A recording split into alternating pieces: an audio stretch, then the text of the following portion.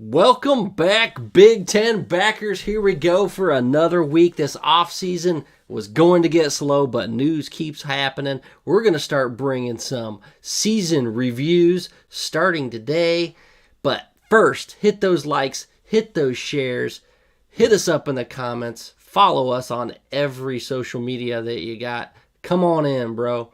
Join us. We got some topics today. First, we got to start off with that ESPN college football playoff agreement. It was going through 2026, but ending after that season. What the fuck, Fox, man? That's all I got to say is I thought Fox was going to jump in on this shit. Their current deal, like I said, runs out in 2026, but now it's been extended another 6 years with ESPN exclusively. $7.8 billion. And Fox wants no part of the 11 best games of the college football season for the next 8 years. And to me, this is just asinine. Why wouldn't you want part of it? Fox, it looks like they just laid down and took it from their rivals at ESPN. Now, they do have an opportunity to buy games from ESPN, but that makes no damn sense to me. I know AJ's got some opinions on this too, but man, I just want to see Fox get a piece of the pie. See how it, the back and forth, how the games differ. The biggest games of the year are all going to go to ESPN. They have all the control. And like I said, there's a rivalry there. Fox, ESPN, the biggest rivals, the two biggest conferences.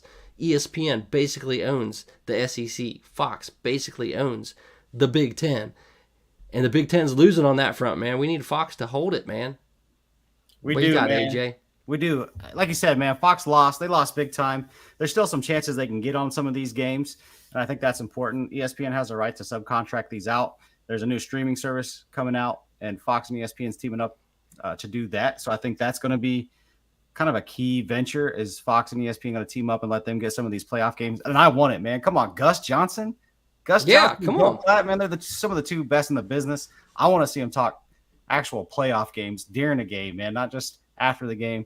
I think that would be amazing. $7.8 billion. Yeah, you bought barbecue ribs and you didn't invite me? Well, that's basically what ESPN did. They bought all the good stuff. Man. Love Gus Johnson. He brings that energy, man. This is a 6-year deal, though. This is going to last until 2033. So, man, big deal. Big time for ESPN. You know it was ESPN coming. Just pulled up in a Lambo. I think this should have been over multiple platforms, though. That's where I'm disappointed. Absolutely. Come on, ESPN isn't the only one that does college football. They do it well. I'm not going to trash talk ESPN. A lot of Big Ten fans hate ESPN. They call them SECPN, but it is what it is. I like them. I still like college football game day. But absolutely. Man, Big Noon Kickoff is awesome. Gus Johnson, Joel Klatt, man, he's one of my favorite people to talk football. Absolutely enjoy him. And even on his podcast, before he was talking about the playoff expansion, he was saying how it needs to be figured in to have multiple platforms, not just one exclusive right to ESPN. I mean, he didn't come out and say ESPN like that, but he was talking about it. You would think that Fox would at least put in a bid that would give them some amount of games, even if it was just first round games, Yeah, I mean, he's waving his flag like he's representing his company, but I actually think he actually feels that way too. I don't think he's being dishonest. Like if it was all Fox, I still think he would think that. Would he say it? I don't know. But he's still one of the best in the business as far as talking football. It's definitely disappointing. But we got a special show for you guys, man. We're gonna hit a couple comments and then we're gonna bring in our man, Mike Germanese from College Football Dawgs. He's a writer. We're part of the College Football Dawgs Media Network, and we got to get these writers some love, man. He does a lot of great articles on the Big Ten. He's a Michigan fan. Buckeye fans out there, get ready because he's going to bring some heat. Actually, he said he's not going to bring the heat, but because he already knows where it's been settled on the field. But let's hit some comics, man. We got George. George said, Big Ten Backers. What up, George? George from George podcast, man. If y'all need some SEC love, they talk everything, though. It's not just the SEC. They talk NFL. They talk it all. Go check those guys out. What's up, Dominic, man? How we doing? We're doing good, man. We're doing good tonight. How you doing? What's up, brother? And then TJ, man, another guy from the College Football Dawgs Network, man. TJ, he's the man. He does. TJ's always here. TJ's the man. He is. Let's switch it up, man. Let's get Mike on here. Gentlemen, what's going on today? What's going on, gentlemen? What's going on? Oh, Man? look at Like, that. talk yourself a little bit. Welcome in. Oh, wait, I got the maize and blue right here, baby. National champions. It was a good year, a roller coaster of a year, but a good year. It was, man, I don't even know if it was a roller coaster. You guys kind of steamrolled, at least on defense, the entire season. I don't think you really felt any heat until you got to maybe Maryland. Maryland brought a little bit of heat. We'll kind of get into some of these special moments, but tell us I think he meant emotional roller coaster. It was an emotional roller coaster. Steve hit it right on the nail. Yeah. No, I don't think you can have that many up and downs in 1 year. For sure. Absolutely not. So tell us what you do, man. Tell us where to find your articles. Tell me who you write for. Right now, I'm writing for College Football Dawgs. You can find the articles on their website, Twitter, Facebook. You can check me out on Twitter, right under my name. And that's about it. Just doing that right now and enjoying the college football dog world. So what do you write about, Mike? I've been writing about Michigan. I got a big Ohio State story coming out in the next few days for their off season and how excellent it's been. Just trying to switch it up a little bit and not just focus on Michigan.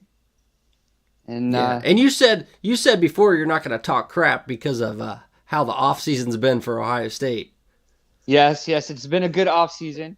Ohio State's is making it rain like a rapper at a strip bar with a money cannon. That's right. Make it rain. So I got to give them credit though. If you got it, spend it. That's right. They're definitely spending some money. I was a little shocked at some of the dollar bills they're throwing out. But let's talk about the season that was, man. Michigan, your national football champions. I want to talk about some of the best moments that we saw from Michigan this year. And I want you to lead it, man. You're the Michigan man on the show tonight.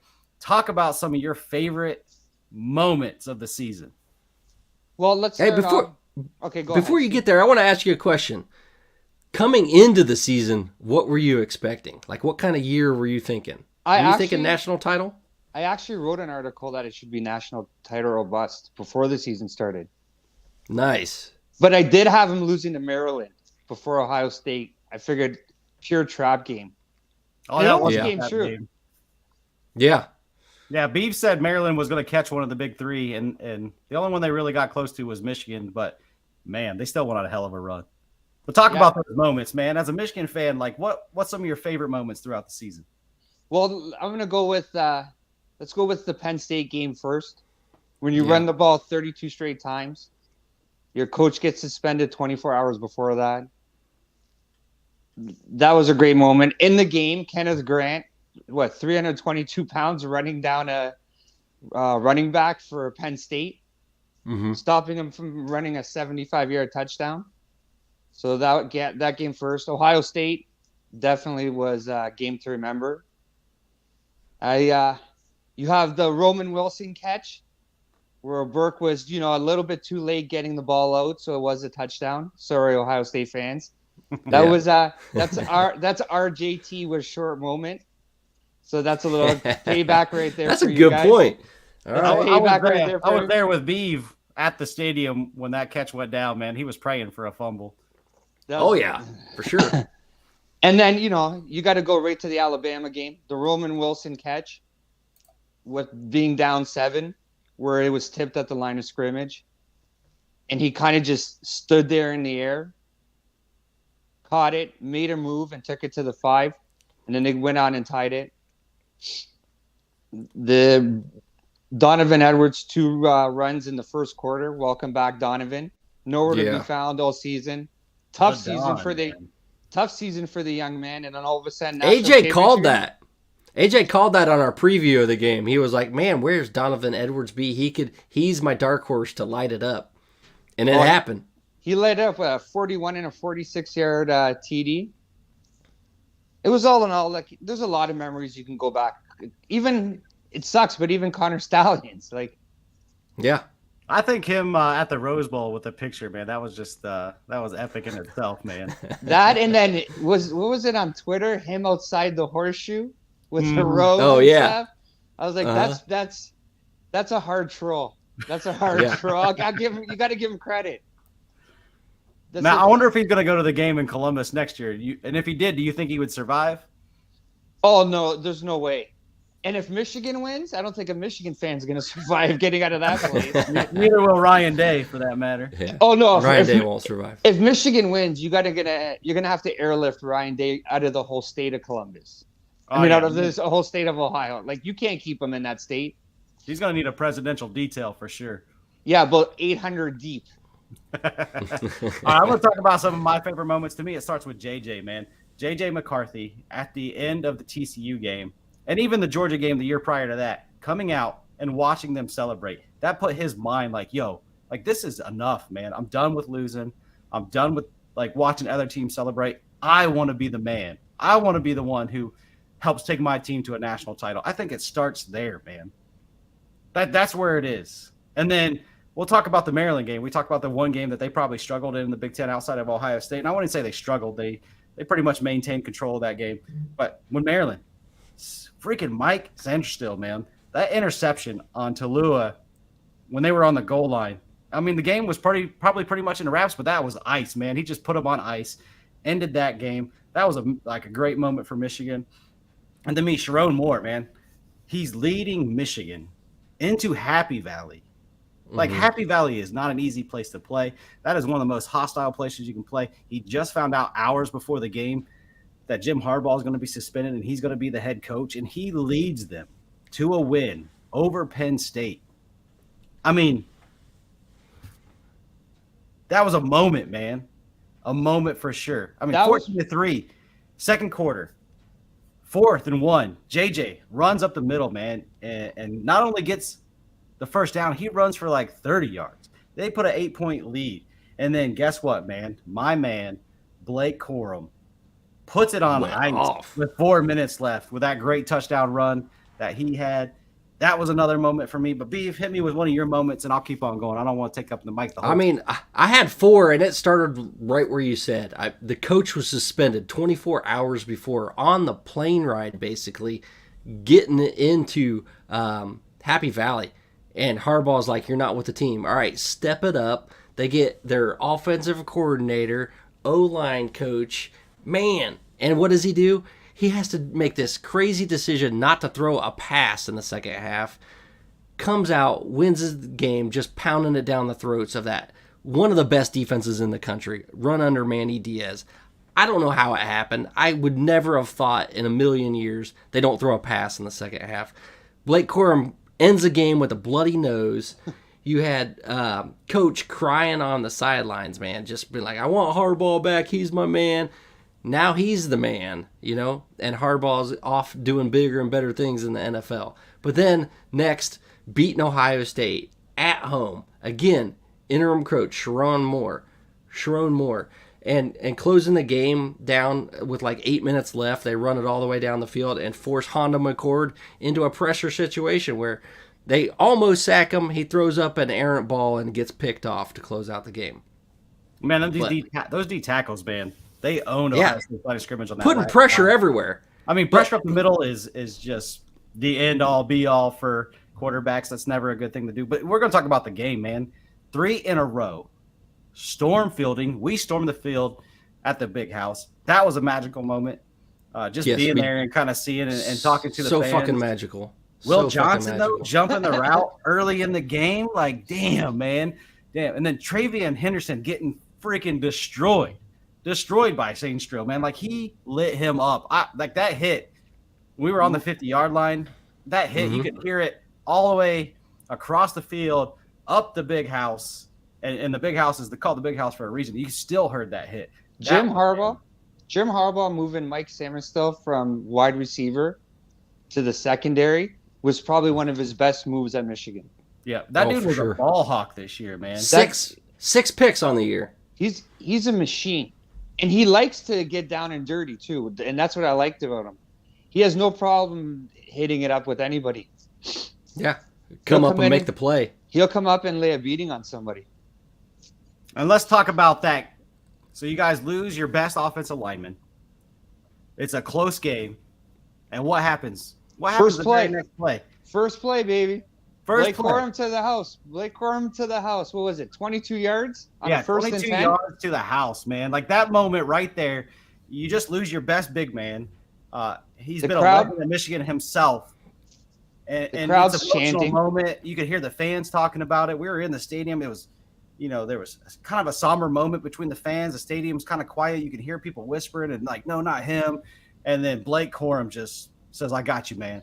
I got you. To the house. I'm taking this game. That was a magical moment, man. Like the crowd chanting, let's go, Zach. Then all of a sudden, everybody knows you're going to run it. And very first play, he takes it to the corner of the end zone. Man, like watching that live at the stadium was a magical moment. Like that one's definitely going to stick with me. And then, man, the rest, Iowa, we're not going to talk about Iowa. That was just a pure bloody beatdown that I think everybody saw coming. Bama, man. Bama. They drew the GOAT and get Bama.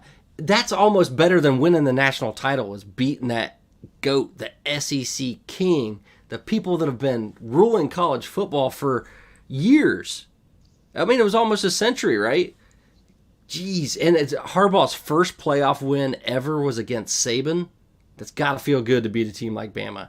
And I think really almost better than winning that national title against Washington. Just getting that off your back and knowing that you belong, that you're the team, that you're the real deal, and knocking off Bama, man. And the fact that everybody was taking Bama.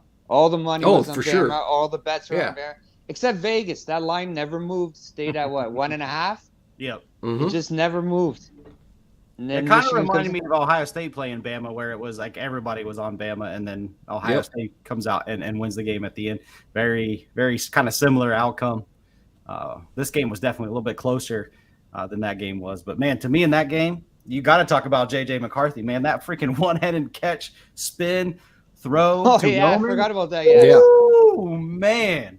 That highlight. Athlete, man. Blake Corum in overtime was at 25 yards or 24 yards. It wasn't fancy. It was just hard determination. I remember that call, man. I got it in my head.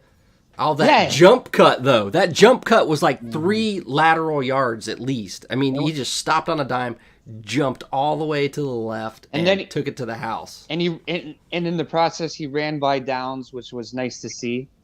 Yeah. The new Buckeye.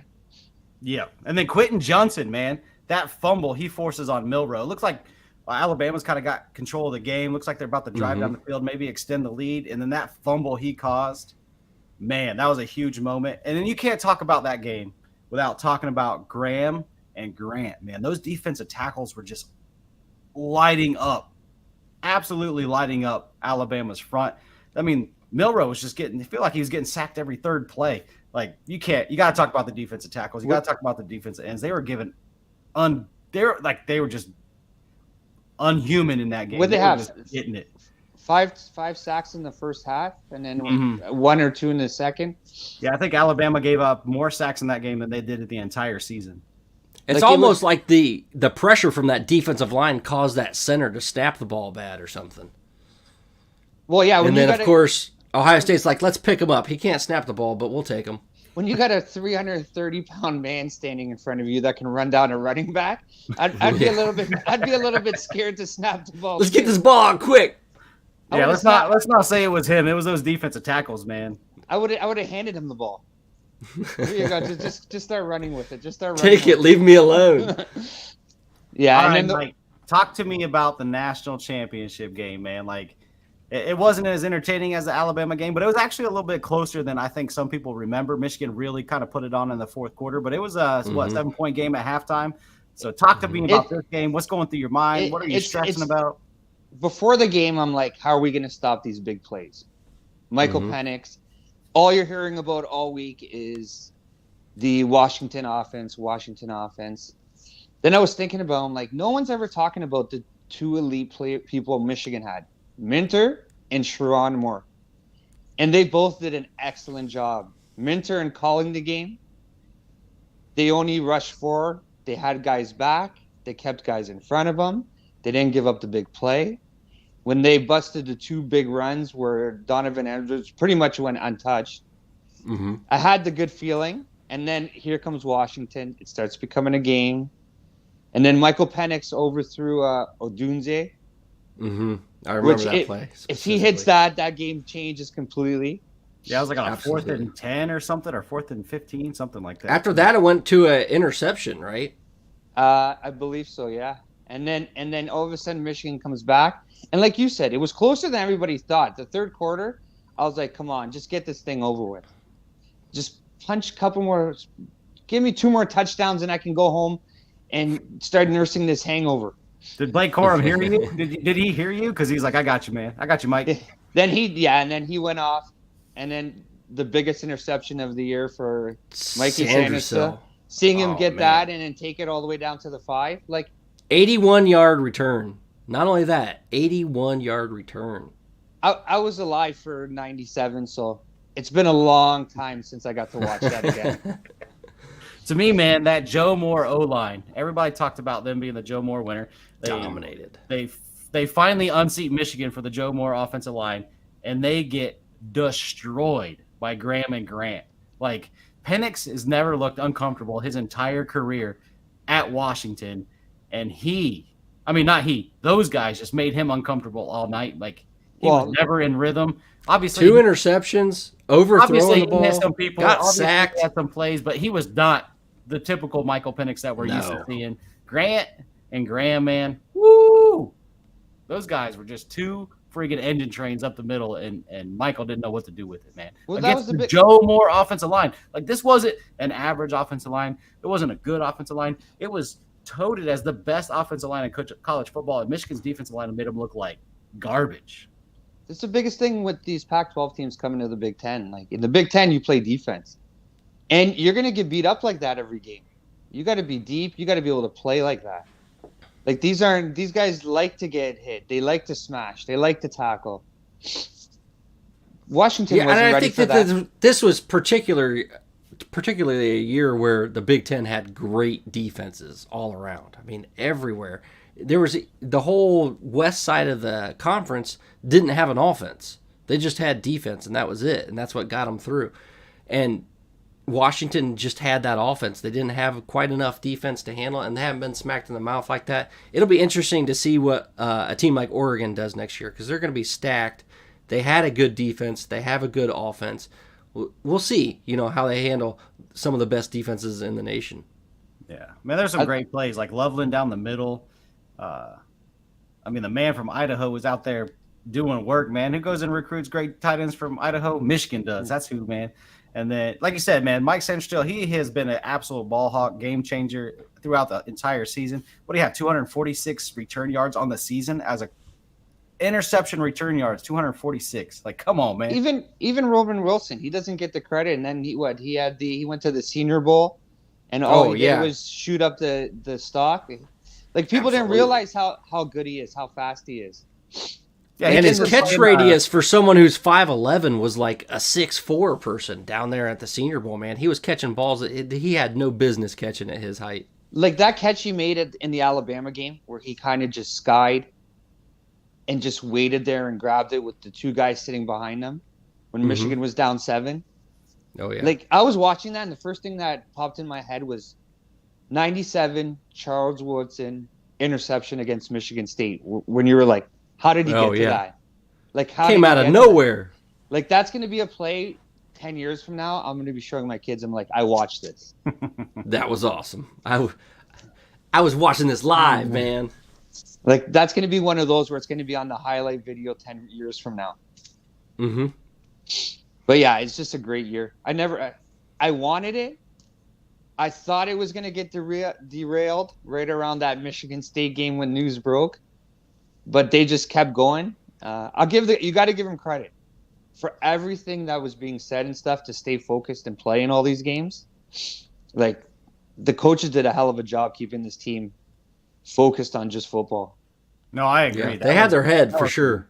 That was some amazing coaching there, just keeping everybody's head focused or eyes focused, eyes on the target, man. Like, they just stayed focused the whole time. But let's move on, man. Let's talk about some of the most impactful players for Michigan. I know we probably are going to talk about the same players again because those guys had an amazing season. I'll start off, man. To me, starts at the defensive tackles. Mason Graham, man, like, come on. Huge impact, pun intended. That man is large. And then you add in Jenkins and Grant, like, wow. those defensive tackles, man, even when they brought in the third defensive tackle, he was still out there doing work. They were the foundation, absolute foundation of this team. Yeah, you got to give credit. Junior Colson, Michael Barrett, linebackers, like they were making plays all over the field. Michael Barrett, 3 sacks this year. What do you have? 65 total tackles. Junior Colson, 95 total tackles, 44 were solo. Like flying all over the field. The defense was just outstanding this year. Will Johnson, Mike Sanistel. Like Sanistel, I think Steve, you already said 6 interceptions. 6. Yep. And I think he interception. Took, 1 or 2 back to the house, like 232 receiving or return yards on interceptions. Interception return yards. 230. To even keep track of that, it's ridiculous. Like the year these guys had, and then on offense, it's the same names, right? We're gonna say J.J. McCarthy, Blake Corum, Roman Wilson, the offensive line. Giving these guys room to do. Like Blake Corum was deadly. If Michigan was in the touchdown machine, 27 touchdowns, 1,245 yards on the season. Blake Corum was the man. I mean, and they don't turn it over. They didn't turn it over this year. Mm-hmm. Besides the odd, like J.J. McCarthy, 4 interceptions to 22 passing TDs. I'll take that. No problem. Oh, absolutely. And like you said, Roman Wilson, right? Like he didn't get a lot of receptions, didn't have a lot of yards, but this dude was the man every time you needed it. And then Loveland, man, like that dude was a monster tight end. They didn't throw the ball over the field. They didn't have to. They had freaking Blake Corum. They had Donovan Edwards, the Don sitting back there. But let's talk about Blake Corum because he is the man on the offense for me. I like J.J. McCarthy. How can you not like Blake Corum, man? He is a monster on the field. And as good as he on the field, he's even a better human off the field, man. Like when he's not playing football, he's out handing out turkeys in Detroit. He's trying to make sure families are taken care of. He's spending his NIL money on other people. This guy his work ethic is unseen. You don't see this kind of work ethic, man. Even a workhorse is saying like, shit, man, can we get a water break? Like this dude was especially coming back from the injury he had the year before too. And to have the year he had was nice to see. Definitely nice to see a young man like that. Because you don't see too many people like that anymore. That are good on the field and great off, like holding toy drives to collect as many toys and 10,000, 12,000 people show up. You got to respect him. You got to respect him as a man, as a player, as off the field, at promoting just goodness everywhere. Yeah, they don't make men like this no more, man. Like they just don't. Like they're few and far between. You talk about a man's man, that's a man's man. Yeah. And he can pound the rock when he needs to.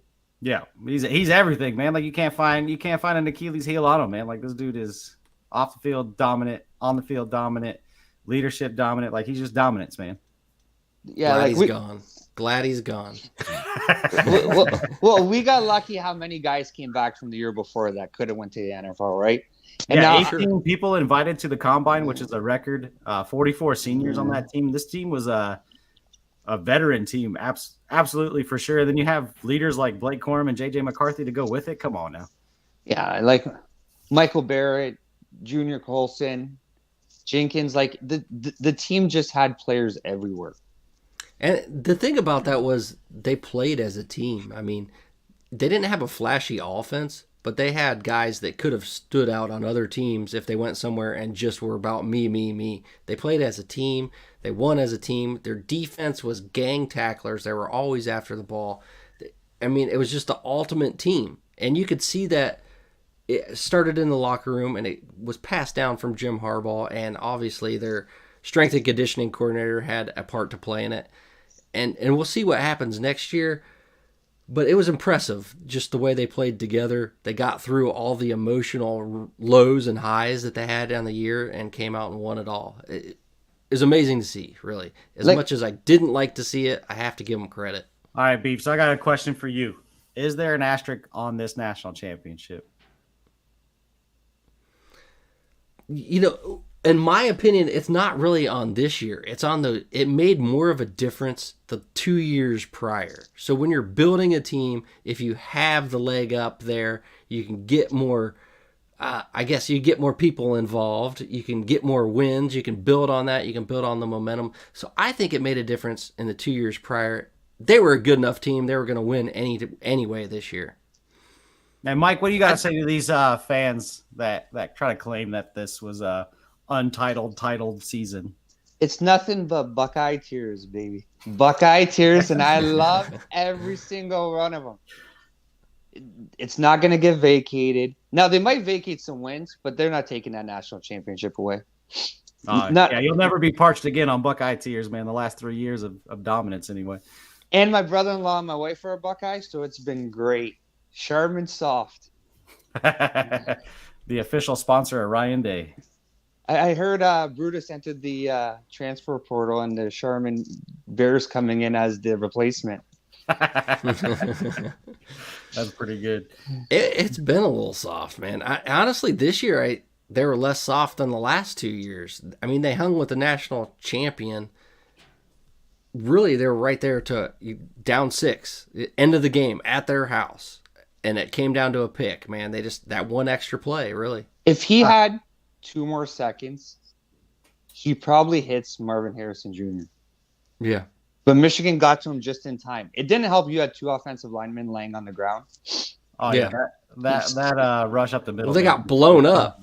Yeah, like staring at the sky as he's about to throw the ball. So I don't really blame the quarterback on that, but he had Harrison. No, Harrison not was there. If he had an extra 1 or 2 seconds, none of this happens. And you can kind of say that was the year. Like if one thing didn't happen, this wouldn't have happened, or if this didn't happen, like. Michigan had the luck this year when they needed it. And that's football, man. Like and you make your own luck, right? It wasn't luck. Like it wasn't just like a weird tip ball or a punt bouncing off the heel of a player. Like no, it was a play by the defensive line. Made that play happen. So yes, there was some luck involved, but the defense also made that luck obtainable.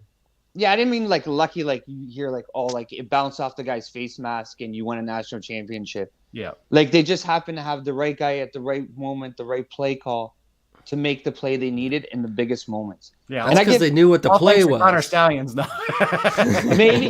maybe 6 weeks before that, but I'm pretty sure you guys, if you guys can't figure out how to change the 3 words of Captain Crunch cereal, Matthew McConaughey, and a dozen roses to mean something else, then we should know your plays. I'm a Badger fan. We're just trying to figure out how to recruit. We made him the top 25 for the second time in the last 15 years. So, we're working.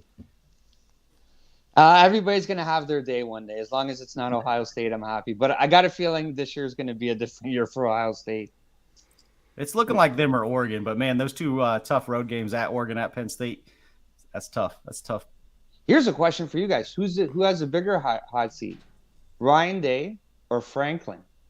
Franklin, man. He should be Franklin. It's probably Ryan Day. Franklin's safe. It's probably Ryan Day, but it should be Franklin, in my opinion. Yeah, I think Franklin should have been gone this year. Oh, I agree. It really feels like Penn State's just like they're content with the third best in the Big Ten East.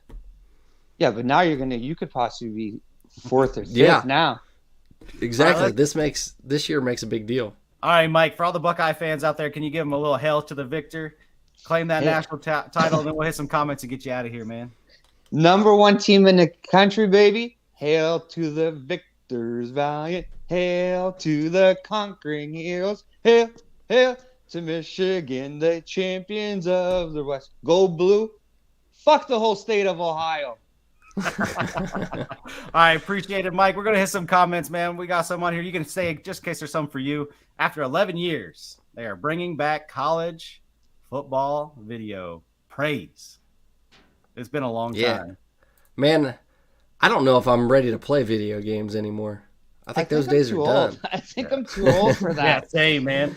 Dominic, can we show some love to Caitlin Clark for Iowa for setting the women's scoring mark in basketball? We've been giving her love all season, man. She is superhuman. She is kind of the Michael Jordan of women's college basketball right now.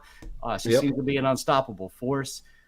She's been at it for a long time. This isn't just some new season. She's selling out stadiums everywhere she goes. Everybody's setting records every time she comes to town. Like, they got her on national TV times. Games where you used to see the men playing, now it's her. Yeah, she's great. I think they've outsold every men's college basketball game but like 6 or 7 this year, which is unheard of. Like you would never hear about that in women's college basketball. I mean, she is doing everything and so much for women's college basketball, probably women's sports in general. It's a shame that her final season's coming to an end, but we're all taking it in. If you can't tell it, Big Ten fans everywhere just filling basketball stadiums to see this She's legend. fun to watch. She's fun. Caitlin Clark doesn't need the love. She's making her own love. She's definitely going to get paid next year. Oh, for sure. Yeah.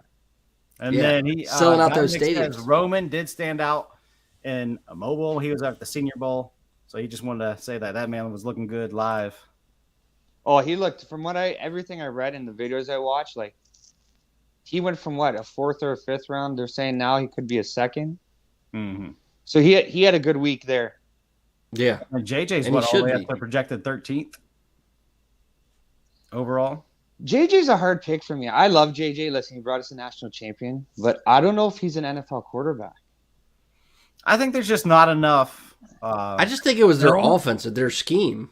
Yeah, I think it's more scheme, not talent. I think whenever he gets a chance to do the NFL Combine, I think people are already starting to see it that he's gonna tear up the Combine. He throws some good balls. I mean, he's splitting defenders when he wants to. He just he didn't need to do that. All right, let's thank you, Mike, man. One more time. College Football Dawgs. He's a writer for them, part of the media network. Go out to collegefootballdogs.com. Check out his stories, man. He doesn't just write about Michigan. It's mostly about Michigan, but he's got some good articles coming out about Ohio State. Check our man Mike out, man. Appreciate you. Thanks for coming on. Gentlemen, thank you. I love the show. I love watching it every week. And just keep up the good work and go blue, baby. Appreciate it. Thanks for coming. On Wisconsin. No, thanks for We're going to get you back this year. Go Bucks. Like I said, fuck the whole state of Ohio. It's time to turn it around, brother. It's going to have to happen this year. Have a great night, guys. Love the show. You too. All right, we're going to pay some we're going to pay some light bills, man. It's expensive, Gas ain't getting no cheaper, so we got to get a commercial going. And then we'll bring Vegas Matt in, man. He's going to talk about 2024, and he's got some. Oh, is he already in the house? He's in the house, man. Damn, we're going long.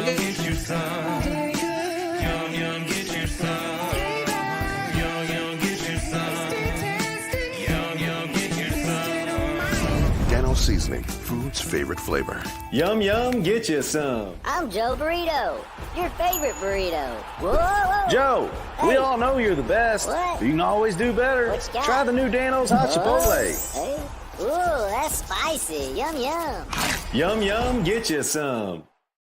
The legend himself, Vegas. Oh, he makes it is back, man. It took a long time to recover from his hangover, but he is back to talk about over and unders for the Big Ten teams in 2024. What do you got for us, Matt?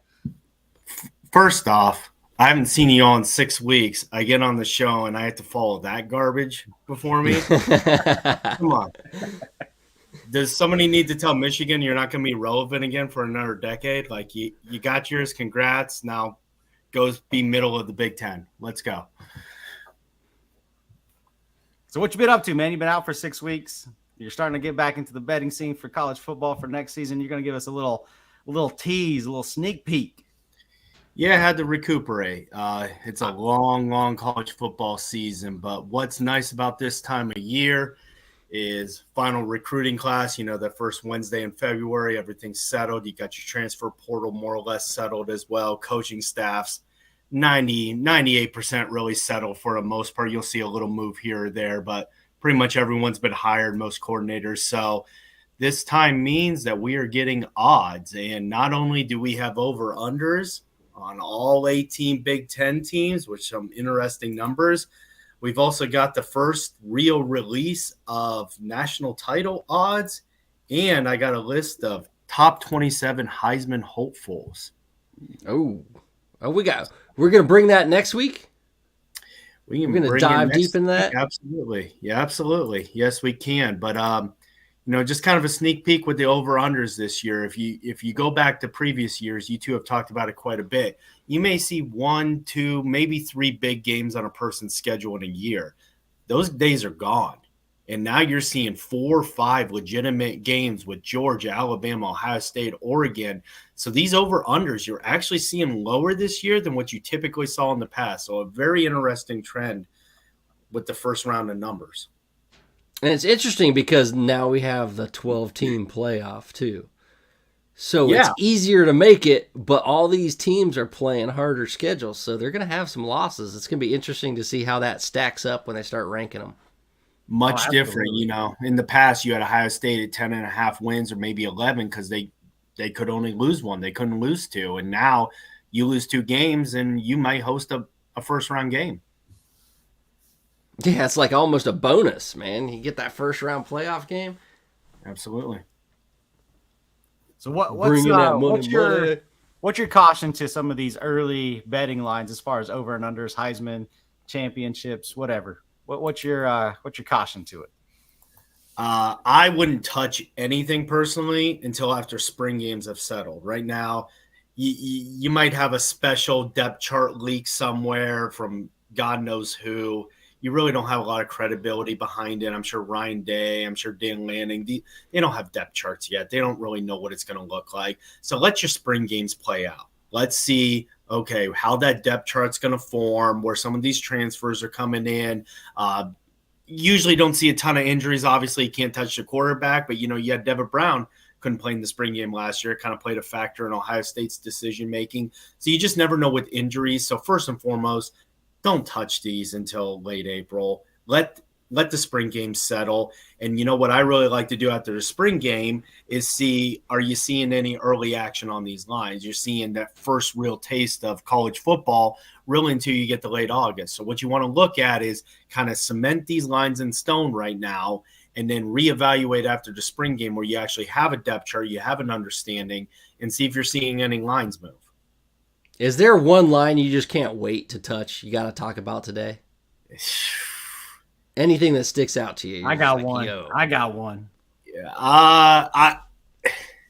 It doesn't have to be Big Ten related. Something that jumped out at you. I'll be honest with you. And this is, again, everyone knows with betting. If you listened to me last year, I'm completely unbiased with betting. If I think Michigan can get me a win, I'm going to bet on Michigan. I have no problem with that whatsoever. I'll bet against Ohio State every damn day. It's just business. It's not personal. But I say that in mind where I look at that Michigan line at 9.5, and I have to be like, okay, if you really dig into that schedule, you two have talked about it. You open against Fresno State. Laugh all you want. Fresno State has put together some pretty competent teams in the past, so that's not a cupcake. Then you have Texas, USC, you're coming out to Seattle to play Washington. I know it's not the same Husky team.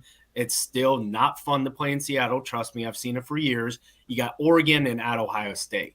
You're telling me there's not 3 losses in there with a team that's sending a bunch of people to the draft? And this is not a knock against Michigan. They could go 9-3, have a very respectable season. But if we're talking sheer over-under, I look at that and I say I'd hit the under really hard there. Just kind of look at some other ones. I see right off the bat, I see Wisconsin 6.5. I'd really like to dig into that schedule a little bit more, but I really believe in Luke Fickell. And what's really going to be interesting to break down is we're so ingrained here in the Big Ten of thinking Big Ten East, Big Ten West. You're that Maryland or that Rutgers. Okay, you got 3 giants you got to play every year. There's 3 losses right there. And if you're Minnesota, Wisconsin, you got a bunch of cupcakes, and maybe Iowa's halfway decent that year. Well, that's gone. So, the thing that I'm going to look at is really the Big Ten West. What does this new schedule look like for them? And another thing, too, is I don't think very much of UCLA or USC. I'll be honest with you up front. I'm still interested to see how these teams travel out west. I think it's going to be a challenge. My game, if you put a gun to my head right now and I had to pick one bet, it's Rutgers, man. Rutgers is at 5.5. They avoid Oregon, Ohio State, Michigan, Penn State. They have the best schedule out of anybody in the Big Ten. They avoid the Big Four. I think most of their games are manageable. I think even USC can be manageable for them. I think 5.5 for Rutgers is money. I think it's a good bet. And you got Washington at home, right? So that's one of the farthest trips you got in the Big Ten is Washington going cross country. You got Wisconsin at home. Nebraska with that freshman quarterback, who knows? And you got UCLA coming out. And you got USC. You're going to USC, but I'll be honest with you. I think absolutely nothing of USC. They went 7-5 last year with the first overall pick in the draft. So what are you going to do now on your third string quarterback? Who knows? And they start off with Howard, Akron, and Virginia Tech. Absolutely. I think those could pick, they could very easily be 3-0. Absolutely. I think almost every game on their schedule is manageable. I'm not saying they're going to win every game, but every game is manageable. Every game is winnable. Wow. Yeah, that's a good pick. I was thinking Michigan State at 5.5. I was like wondering how they were going to get there. Yeah, the thing is, sneaky schedule there. If you actually look in the heart of their schedule, they go home against Ohio State, at Oregon, home against Iowa, at the Big House, and that's a 4-game stretch. And you did see this last year with Rutgers and a few other teams. You hit that tough patch and you don't recover. And I look at that at Michigan State, and I believe in Jonathan Smith. He built a great program at Oregon State. But I see this being a young team, and I see them getting their clocks cleaned in that 4-game stretch, and you just don't know if they're going to recover beyond that. Yeah. Even Mike agrees with you. Mike says under all day for Michigan at 9.5. Yeah. And again, it's hard to replace 44 seniors in your entire staff. Like, man, what, 2 coaches stayed? Like, and 44 seniors? Like, man, that's just I don't know a lot of people that can do that. I mean, you got a non-conference against Texas. You got Fresno State. You know, it's a tough schedule. Yeah, I mean, I think Michigan has what it takes, though. They've built what they, that culture, and they're going to replace their offensive line that they lost because they do every year. And they just have the culture of being a team, a workman style football team. So I think they'll still get it done. I think they're really going to be affected year 2 and 3 post Harbaugh and all those coaches leaving. So a lot of people are going to think about all their losses, and they did lose a lot of people, but this was a defensive team, and a lot of key pieces of that defense is back. Coming back. Yeah. Yeah. I mean, I don't think they're going to fall off a cliff. I want to be very clear about that. They're going to be very competitive this year. I'm looking at the straight schedule, whole new team. You're replacing, I think Orgy's going to be a pretty good kid. I mean, the kid looks athletic as can be, so interesting to see what he can bring to the table. But I just think that there are 3 losses in there. And 9-3 is a very good season for all the teams. I agree. Yeah. And the other one, you asked me for the sneaky pick. I would be going pretty heavy on the under on USC. And this is one I'm really interested to see how their spring game looks, see what their quarterback situation is like. But if you look at that schedule, opening against LSU, at Michigan, playing Wisconsin, playing Penn State, you got Washington, you got Notre Dame to finish up your season. That's a brutal schedule. I agree, but I will say Miller Moss looks like he's about to. It's Miller time. He's about to moss everyone. That bowl game, he was lighting it up, man. Well, we were trying to make this a teaser, but we just jumped right in, man. I don't know if we'll have an episode next week on this. We just did a little sneak peek, but that was more than a sneak peek, man. We got you some extras there. No, we'll break down. There's lots of teams, and again, you saw this last year. There's lots of those in the middle type teams where you're getting that 5.5, 6.5. And you can really start dissecting it. And I think this is where the show is going to add tremendous value, is understanding what Illinois is going to look like, Northwestern, Minnesota, because those are those swing games that keeps you either 7-5 or 6-6, and at 6.5 over and under, that one game matters. And it's going to come against a mediocre Big Ten team. So really think we can dive in on the insight there. Just real fast, since we'll get a sneak peek. We got 4 people tied at the top for Heisman odds or favorites. You all want to guess? It's got to start with Quick Ewers for me. I think he's one of them for sure. He is one. Yep. Pete, what you got? They're all quarterback. Not a surprise. They're all quarterback. Well, you got to go with our man in Georgia. He's definitely up there on the list. Beck, yes. Beck Carson is up there. Beck. Yeah. One Big Ten quarterback. And one not. Drew Aller? Think new Big Ten, bro.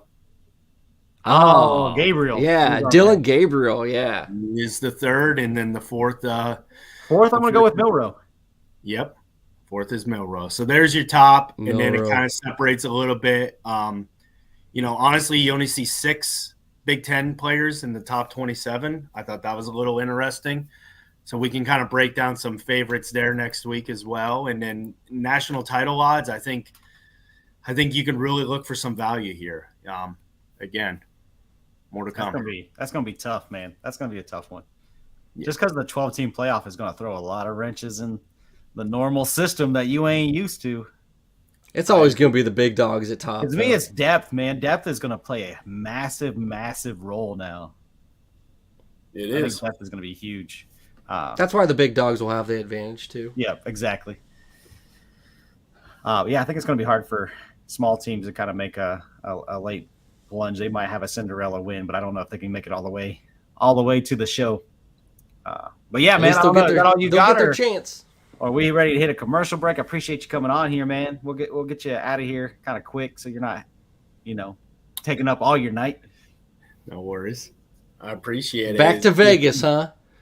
No, I do take a hiatus during football season. Although I will say, next month is looming. March Madness. So yeah, you got that R&R in before March Madness, man.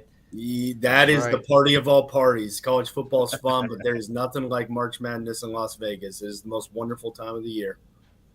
We'll be catching up with you then for sure, man. Oh, absolutely. Absolutely. You got a month break, man. Vegas, Matt, man. Thanks for coming back. It's good to see your face. It's been too long. 6 weeks. Yes, I was missing you, man. I was missing you all as well. You putting Matt's ready to do Vegas again. We'll see. We're gearing up. All right, let's get a little commercial going. We'll get Vegas Matt out of here. Thanks again, man, for coming on the show. And then, we'll see you next week. It sounds good. Take care, y'all. Later on. We'll see you. Sound the alarms. Something monstrously merry is coming to town. Introducing Bones Coffee's newest batch. Inspired by the giddy ghouls of Disney Tim Burton's The Nightmare Before Christmas. Nice work, Bones Caddy. Rich premium coffee infused with frighteningly festive flavors. The Pumpkin King, Santa Jack, Frog's Breath, Rough Weather, and Mudslide Boogie. Can't make decisions by yourself? Order them all. Bones also makes a perfectly marvelous gift for everyone on your nice list. And your naughty list. Click the link to get these hauntingly holly jolly flavors delivered right to your door. And it's not just for holidays. Bones has coffee concoctions for all 365 days of the year. Bones Coffee and Disney Tim Burton's The Nightmare Before Christmas. It's terrifyingly tasty. This year, Bones Coffee will be yours! Boy, we need to get with Bones and get an updated commercial, man. It's way past. We've been saying that. Man. Like I didn't even get I haven't got the Christmas lights down though. It's been kind of cold and snowy here in Wisconsin. I was just about to say, even the people that are late got their Christmas decorations. But they're down. unplugged. They're on the house, but they're unplugged. They're not on. I just want to make sure the tree's down. I just want to clear that up. But the lights are still on the house. It's a little slick up there on the roof. I'm not trying to, take a Christmas vacation plunge off the roof. Come on, man. Come on, man. Man, we're running late, so we got to get through this, man. Let's move on to Indiana. We're going to talk about their season review. We're going to talk about what sent Tom Allen packing and out to College Station on the heels, man, of the worst 2 year stretch. Lord be with me, from 2003 to 2005. Tom Allen needed a magical season. He needed it, but he didn't get it. He didn't get his magical season, man. They looked promising early. First half against Ohio State, it was a 10-3 game, and then things just fell apart from there. They had an overtime game. They needed a win against Akron, of all people. This season went downhill real quick, man. They had 5 games. 5 games they lost by double digits this season. And like I said, an overtime win to beat Akron, man. They also got beat late by 3 points against Illinois. And then they had a lead against Michigan State. But then they ended up losing by 4. If they could have maybe Tom pulled it together down the stretch, maybe he'd still be there. But either way, he's in Happy Valley. That's over with. The one true highlight, unfortunately for me as a Badger fan, was their one Big Ten win was against freaking Wisconsin, of course. So I got to eat that burger for the rest of the offseason, which isn't fun. But that was their one highlight, man. They beat Wisconsin 20-14, even though they did get outscored in the second half. How the hell did your Badgers lose that, man? How did that happen? I don't know, man. This is a team that went – it was a 3-9 season. The only other teams they beat on the season, Indiana State and Akron in overtime. Dude, and they pulled off the upset against your Badgers. Wisconsin struggled, man, in the middle of the stretch. But we're going to save that for the Wisconsin review. You know what? I don't want to talk about it. But Indiana. Oh, yes, you do. Indiana, man, they were outscored 21 of 23 games in the second half under Tom Allen's tenure, man. Even though he's seen some of the most prolific Indiana times during the COVID season when it was under Tom Allen, there was some really, really bad times. And that's what caused him to lose this job. There was another highlight to the season that you didn't mention. What's that? It happened in the offseason. They got a new coach. The biggest win for the Indiana Hoosiers this year was Cignetti, man. Hiring him, Kurt Cignetti, he's the real deal. Hired him from JMU. He took JMU from nothing, literally born overnight with him at the helm. They moved up a division. They were FCS, now they're FBS. And they dominated, 11-1. He brought his entire staff with him to Indiana. And so he's got the offensive coordinator, Mike Shanahan, defensive coordinator, Bryant Haynes, and quarterback coach, Tino Sinceri. So I'm going to have to put the brakes on you, man. This is a season review. You're talking about a season preview. And let me get back to the review. That's part of the season. Was their best quarterback with only 1,500 passing yards. And not only that, they didn't have a running back over 400 yards on the season. This team was bad. Maybe Cignetti can fix it. We're going to talk about that in the future. I want to talk about the train wreck that was, the train wreck that somehow beat Wisconsin. But besides that, wow. The last 3 years, man, Tom Allen had this team in shambles.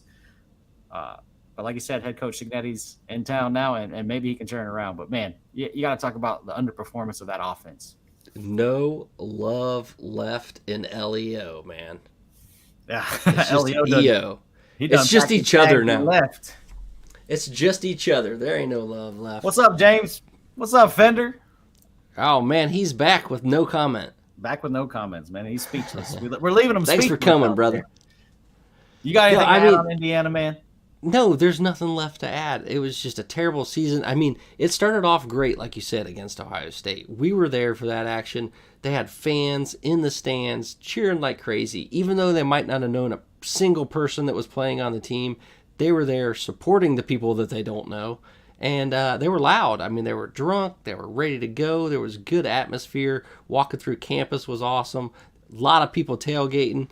That was our first weekend going out on the road and hitting up Big Ten environments, and it was awesome. You're right. Their best highlight was us dressed as Donkey of Shrek dancing with the dance team. That was the best. With the cheerleaders, yeah, that was awesome. On the field after the game, it was pretty sweet.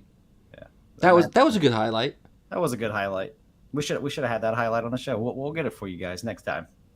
But anyways, let's move on to the coaching carousel, man. Well, we got one for Michigan State, so when we do the Michigan State review, we'll pull that up. But anyways, man, this coaching carousel just keeps going round and round and round and round, man. It just doesn't seem to stop. And Bill O'Brien was on it for about 3 weeks and decided he would leave Ohio State and head to Boston College. I mean, his contributions to Ohio State is legendary. I mean, this guy did so much in 3 weeks. I mean, like, wow. Like, he's going to be remembered. His ink on his contract was still wet. But all jokes aside, man, I know this guy moved on in 3 weeks, but he did. Just saying. Help get Julian saying to the Buckeyes before he moved on. So maybe, just maybe, his impact on Ohio State will be legendary. Greater than we all think. Hey, man, he's had no losses to Michigan, so he goes out never losing to Michigan. That reminds me when I was Not too many Ohio State coaches can say that other than Urban Meyer. That reminds me when I was a kid and a Browns fan, the years they disappeared were the best years I've ever seen them play football. All right, not to be outdone, though. And I don't know what the hell is going on in Columbus. I don't know where they're finding this money. I don't know what drugs they're on, but they might want to share because you lose a good coach offensive coordinator wise in Bill O'Brien, and you go out and hire Chip Kelly, the head coach of UCLA. Like, what is happening in Columbus, man? I mean, I know there was some bad blood between him and the school. I know they have spending those dollar bills. I know there's some money issues going on at UCLA. I know he wasn't happy with the NIL situation. I know he wants to be more of an X and O's coach, but man, like Ohio State goes out and hires Chip Kelly, who's already a head coach at UCLA. We're not talking like Western Kentucky. I'm talking UCLA. Mm-hmm. Wow, man. That is when does that happen? I think he was just tired of all the bullshit, and he was used to his time in Oregon where they're throwing money around, where they're able to get recruits, where you're able to build.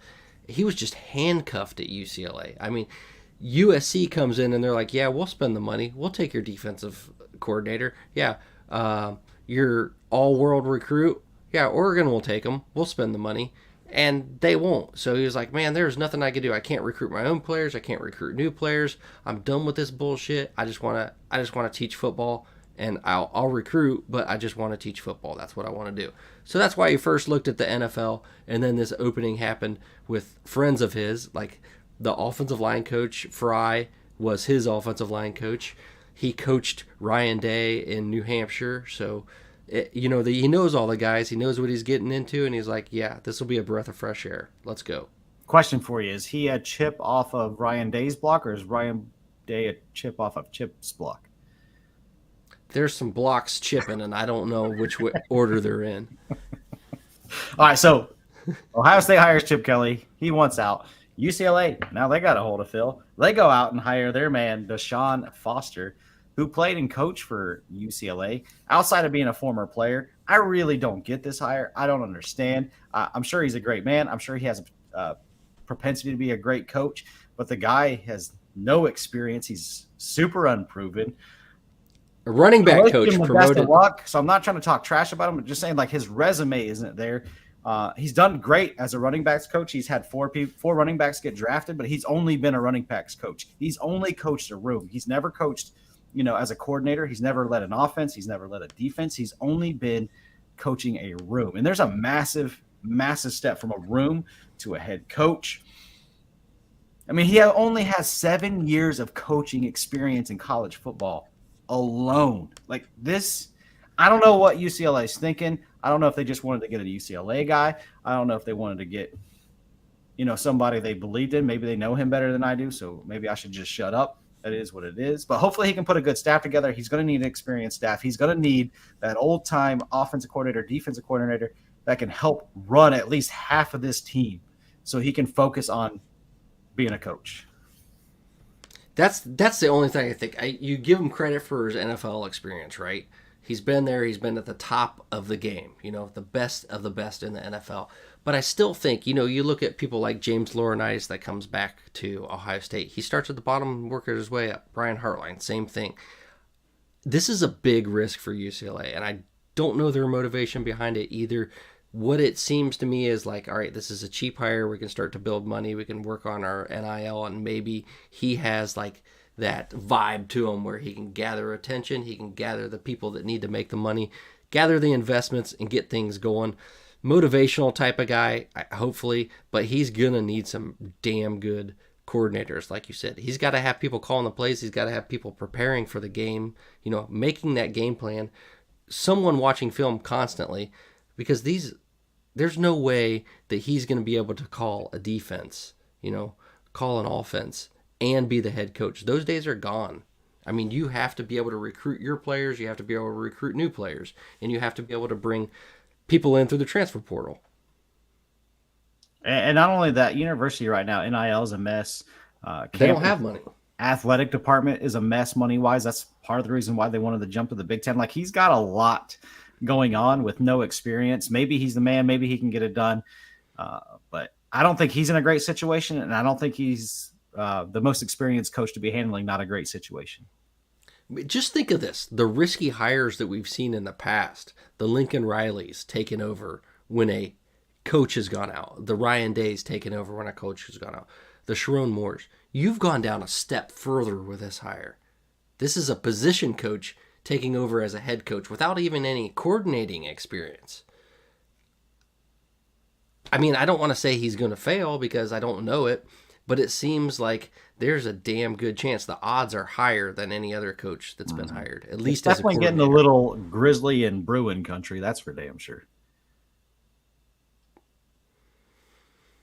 Got it. Yeah. Yeah, that was a good joke. No one laughed. You got that dad mustache joke going, huh? Oh, well, I was about to say that, actually. It's like, it fits your mustache. Well, man, let's talk about another head coach. We got another young head coach gets his first head coaching job. Rutgers loses associate head coach and tight end coach Andrew Aurich. He was hired to coach for Harvard. Now, you're going to think they're the similar age. They're going to have similar experience, but you would be wrong. This man graduated in 2006 and hit the coaching trail as soon as he did. So he's been coaching in college football in a room since 2006. He's been an offensive coordinator. He's been an offensive line coach. He's been a running backs coach. He's kind of done everything on the offensive side of the ball. So this isn't a similar hire. It might look at it, if you look at it from age, you're probably not going to know either one of these guys unless you're a really deep in their fan and know about these programs. But yeah, man, you'd have to know some real football. I mean, if you're paying attention to Ivy League, the Princetons of the world, this is where this guy cut his teeth at Princeton. Turned Princeton around as a player. Yeah, and From coach 2-8 there, to their 7-3. offensive coordinator. So yeah, but yeah, man, like it's I'm happy for him. Wish him the best of luck too. Tim Murphy, their legendary coach, just retired, and he said he is preparing. I've been preparing for this moment my entire professional life. I cannot wait to lead these young men, not only on the football field, but in life. and he's going to have to. Ready. I mean, these are Ivy League kids. I mean, they're the best of the bunch as far as the brains are concerned. And Rutgers was not far behind that either.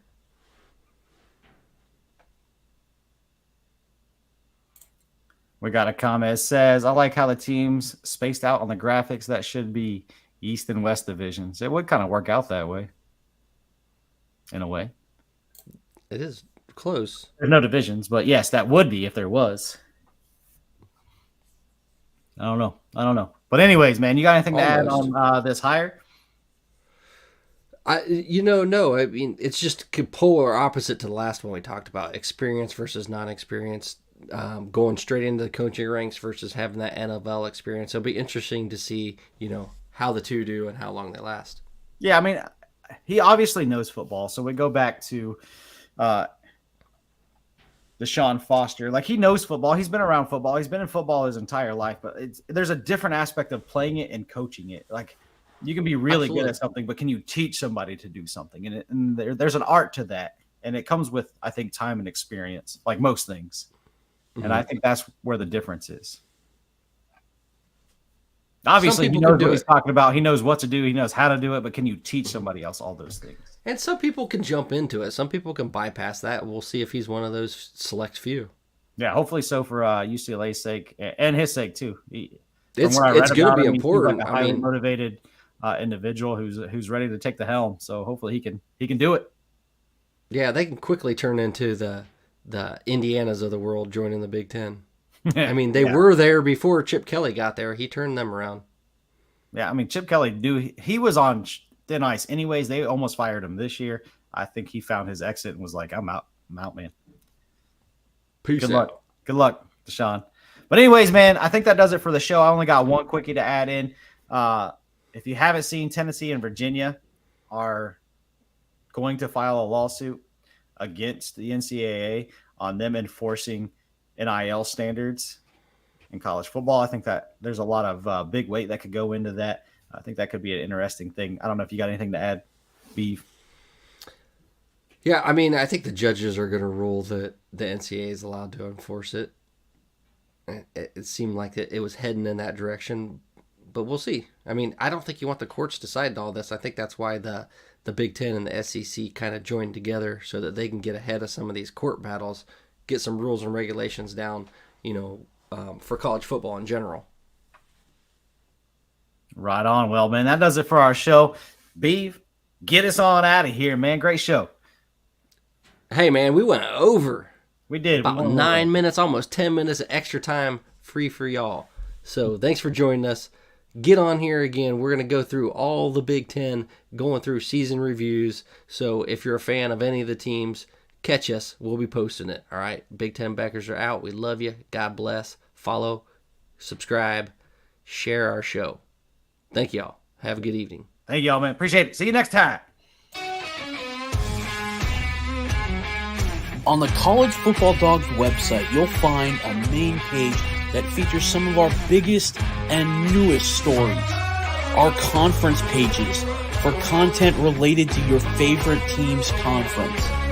Our team store, where we have products that are available all year long, as well as gear available for a limited time only. Our podcast page, where you can see when one of the 12-plus College Football Dawgs podcasts is streaming live on social media. Our subscription page, where you can join our Discord. If you're interested in becoming a contributor at College Football Dawgs, email us at info@collegefootballdawgs.com. If you enjoy any College Football Dawgs content, we